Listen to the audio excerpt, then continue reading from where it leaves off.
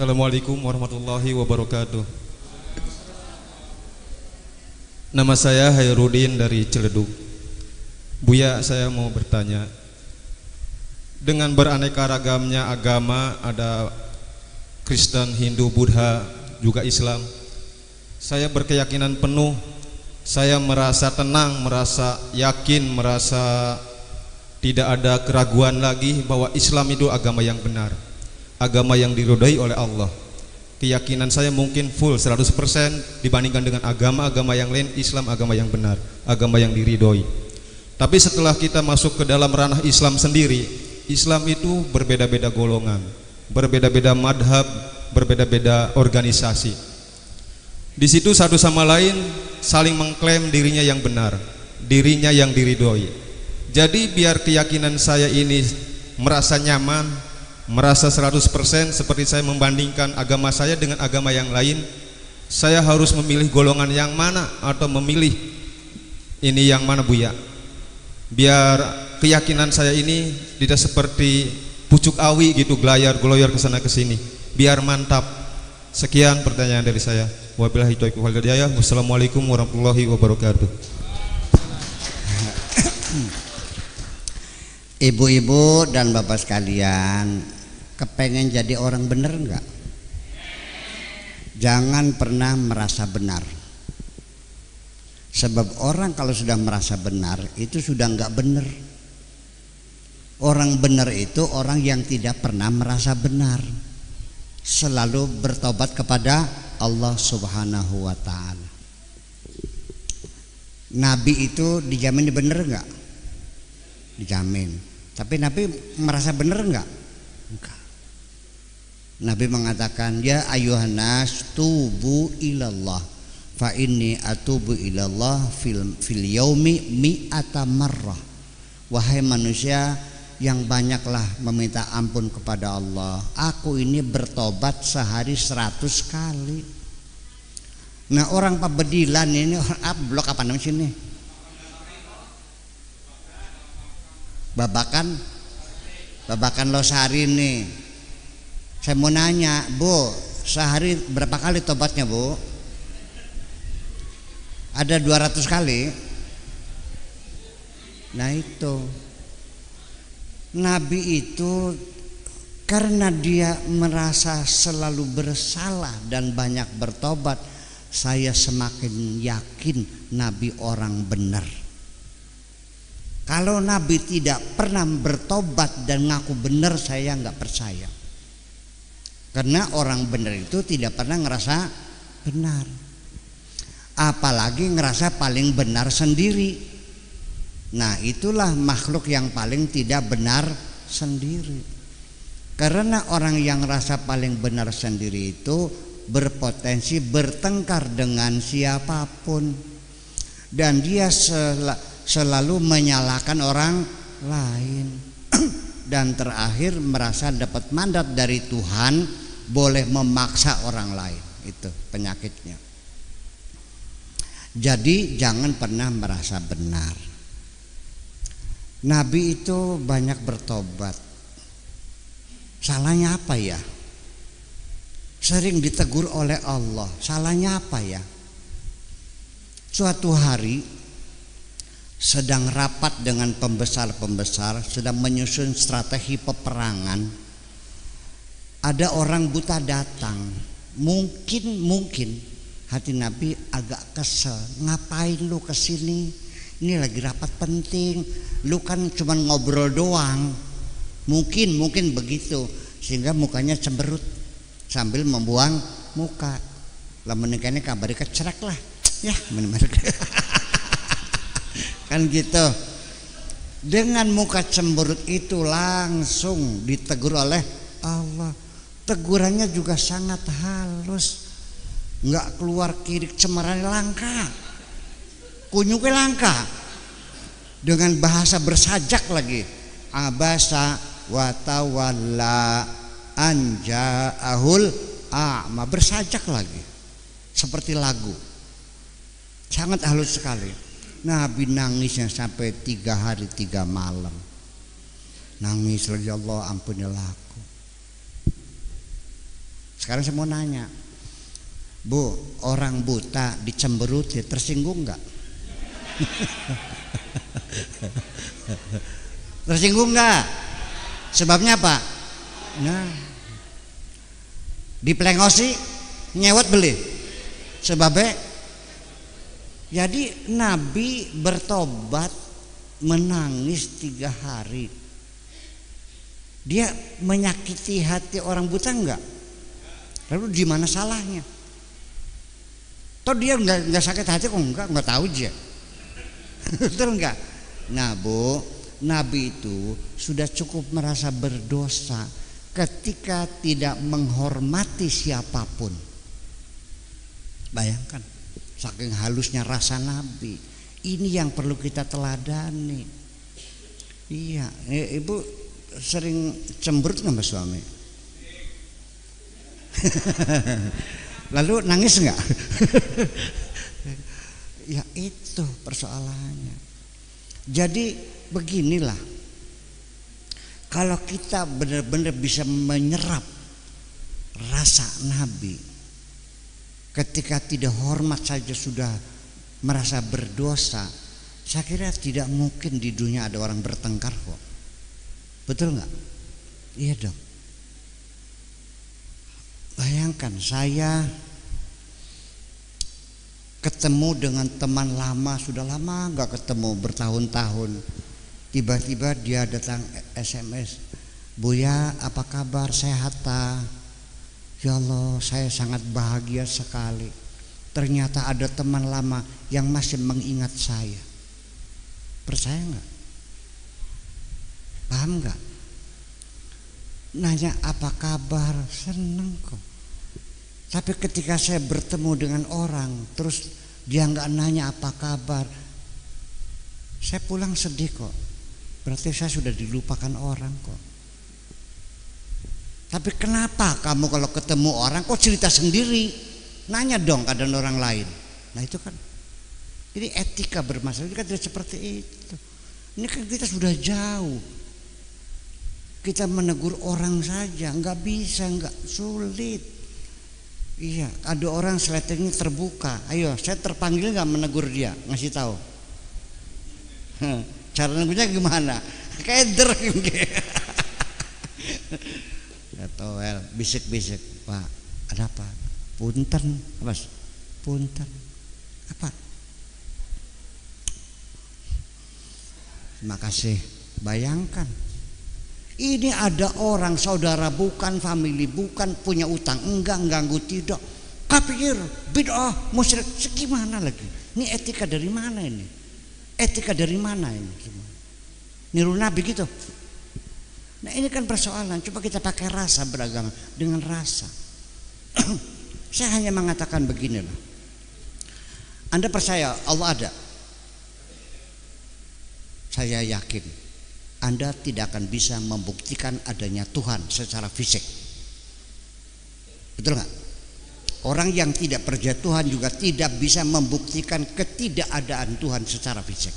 50-50. Betul nggak? Kembali kepada keyakinan kita. Betul nggak? Ya itu loh. Ya sudah, kita hormati. Ya kan orang semacam itu. Kalau orang itu yakin Al-Quran tidak apa, ya sudah kita hormati aja. Kenapa sih? Silahkan Anda pakai keyakinan Anda dalam ruang privatan Anda, kan gitu persoalannya, begitu kan. Nah jadi ini kenapa orang yang bermadhab berbeda kenapa bertengkar? Gini, kalau ada orang, saya punya teman imam masjid mengimami sholat subuh, Allahu Akbar, Alhamdulillahi Rabbil Alamin, Ar-Rahmanir Rahim, nggak baca basmalah.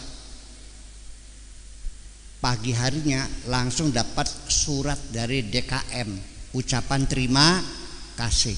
Apa maksudnya? Dipecat. Tidak baca basmalah. Betul nggak? Di Saudi baca basmalah nggak? Jadi kita kalau haji boleh nggak berjamaah di sana? Nah ini persoalannya.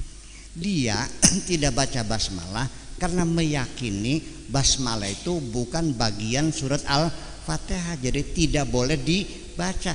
Malah kalau dibaca sholatnya tidak sah karena membaca bagian yang bukan Al-Fatihah. Betul enggak? Kita di sini harus dibaca. Kalau tidak dibaca sholatnya tidak sah karena kita tidak membaca bagian dari surat Al-Fatihah. Betul enggak? Ini bertengkar. Tetapi saya mau nanya, waladdallin, amin tuh bagian Fatihah bukan? Nah, kenapa tidak dipertengkarkan? Kan lucu jadinya. Banyak kita ungkapkan persoalannya. Jadi itu hanya pikiran-pikiran saja. Ya sudahlah, kita berbeda pendapat silakan. Dan memang Allah sendiri tidak menghendaki sama. Jadi mau baca basmalah mau tidak, yang baca basmalah yang tidak, yang benar mana? Nah ini pertanyaan kurang ajar. Sebab nanti jawabannya harus menyalahkan orang lain. Selagi batas fikih kita hanya alasannya apa. Kalau ada ya silakan. Nanti gimana ya empuh. Nanti akhirnya selamat enggak ya empuh, enggak tahu. Sama enggak tahunya kok. Jadi dengan demikian kita sama-sama tidak tahu Nabi Muhammad itu dulu sembayangnya baca basmalah tidak? Ayo, sudah bilang aja nggak tahu kok, susah banget sih. Kalau nggak tahu jangan ngotot, gitu aja kok. Betul nggak? Saya lagi kunutan di suatu masjid ditepak bid'ah. Ini kurang ajar banget ini. Begitu salam, saudara disuruh siapa di masjid ini pakai kunutan? Di sini nggak ada kunutnya, itu kan bid'ah. Karena sebabnya apa? Nabi tidak pernah kunutan. Saya bilang, kamu pernah ketemunya kapan? Katanya, kalesan katanya Sulaiman. Wah, begitu katanya, kenceng banget katanya. Kita semuanya katanya kok Pak. Betul enggak? Katanya. Ayo, semuanya sedekap atau selonjor?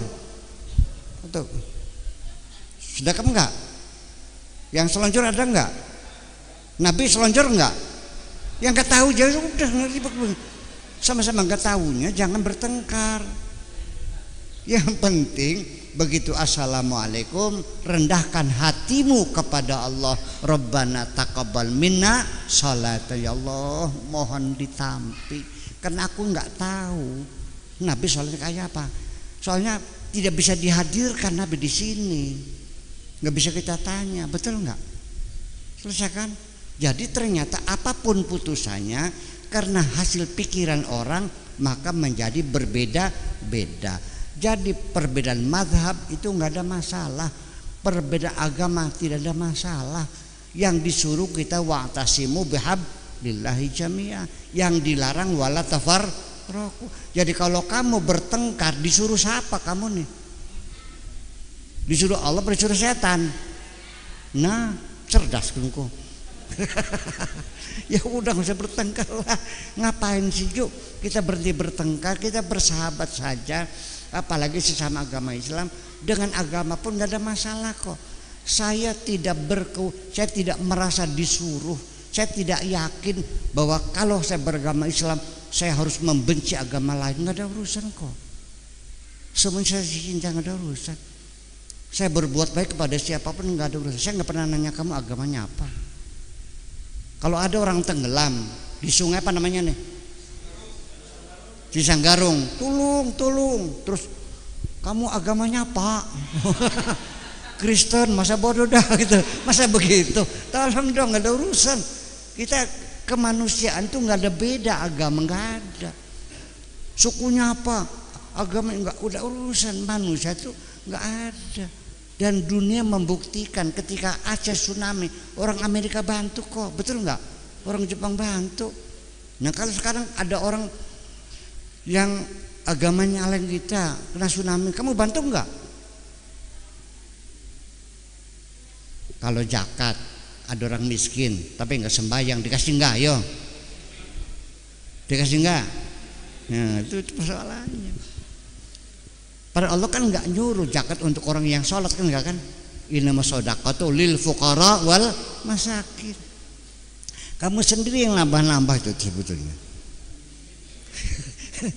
Zakat itu untuk orang fakir miskin. Nggak ada syaratnya sholat atau tidak sholat. Nah sekarang guru fikih dapat zakat nggak? Kalau guru matematika dapat zakat nggak? Ya itu, ini masalahnya. Nah ini budaya kamu begini, jangan bilang Islam ya, ini budaya kita begitu. Karena pikiran kita. Jadi semua fikih sendiri, ini pikiran manusia itu tidak ada jaminan dia benar. Kita tidak pernah mencapai kebenaran mutlak, Pak. Betul enggak? Fikih nih, ada perempuan pacaran sampai hamil, oke? Tes positif, pacarnya kabur, oke? Lalu dikawinkan dengan lelaki yang jadi wadal.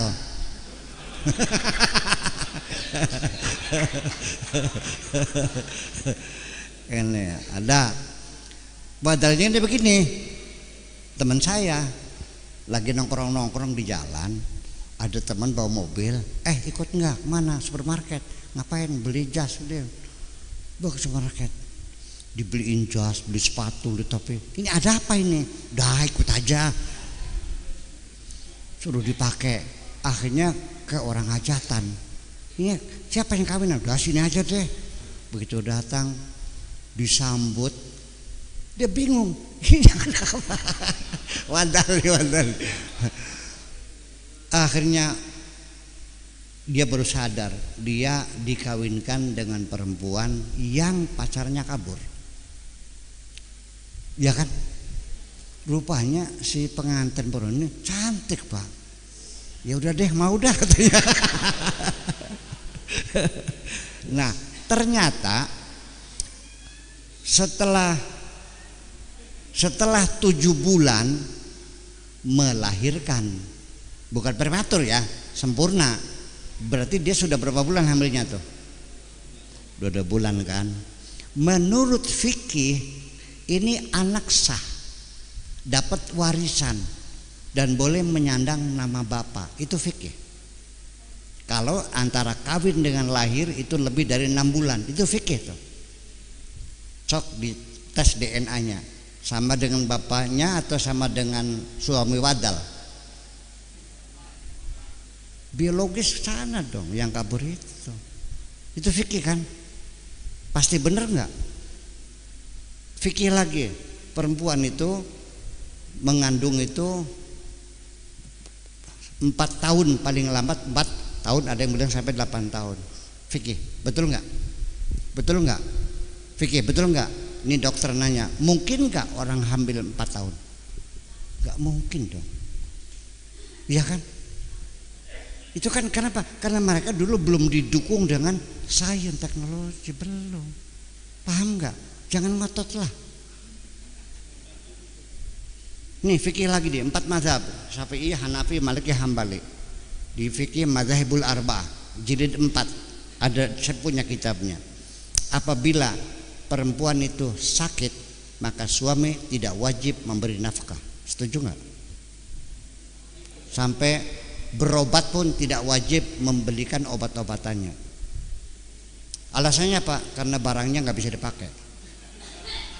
Setuju nggak? Apa syariat seperti ini yang kau bela? Jujur aja nih mah. Iya punten mah. Fikih lagi bicara, anak perempuan baru lahir dikawinkan, sah nggak? Sah. 2 tahun 3 tahun sah. Belum haid sah pokoknya. Setuju nggak? Anak perempuan kalau masih perawan boleh dipaksa oleh bapak kandungnya. Fikih betul sah. Setuju nggak? Setuju. Terus perempuan nanti kalau sudah bosan suaminya diceraikan kapan saja sah gitu, asal mutlak dari mulutnya kamu cerai sah. Setuju? Kita lawan semuanya. Negeri ini sudah melawan.